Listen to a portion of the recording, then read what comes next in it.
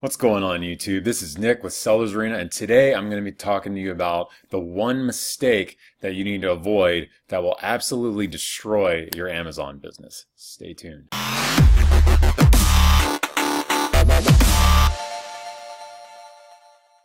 First, let me start by saying there's two types of sellers. There's one type that's more of a short-term type of seller, the seller that wants to just maybe sell a product, the one product to replace their income, something on the side. Maybe they just want that nice car, or they want a little extra money to be able to spend on vacations or just other nice things they want. Then there's the long-term seller, the person that actually wants to start their own business, quit their 9-to-5, build a legacy, etc., etc.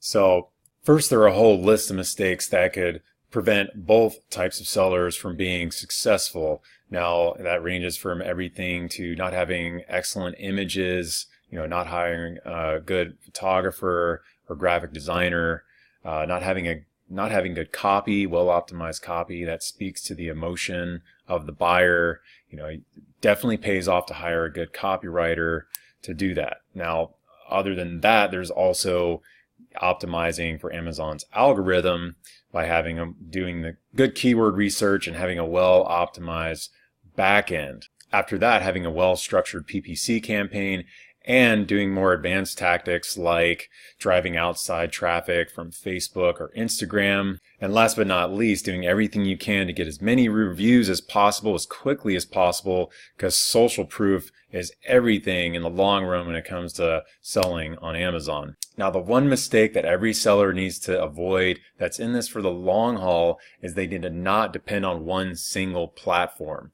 Now, we've had, as an example, we've had multiple accounts shut down with Facebook at various times, and we've had other people we know have had the same experience with Facebook, and Facebook is just becoming really, really big. And if you think seller support on Amazon can be difficult to deal with, well, Facebook takes it to a whole nother level. They have pretty much a one strike and you're out policy, so it can be very, very tricky to deal with Facebook in general. And if you mess up one time, you may be done forever. Now, with that being said, once you get through those, again, initial stages of getting your store on Amazon up and running, you've got a couple products going, that's when you're going to want to be thinking, okay, how can I start building up lists? And, again, we could talk about more advanced tactics on how to do that later, but those are going to be very important for the long run, like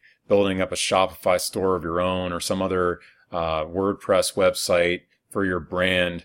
That can be there just in case, Amazon gets super strict for whatever reason. They make it more difficult to sell on there, and it just becomes not very profitable for you to stay on there anymore.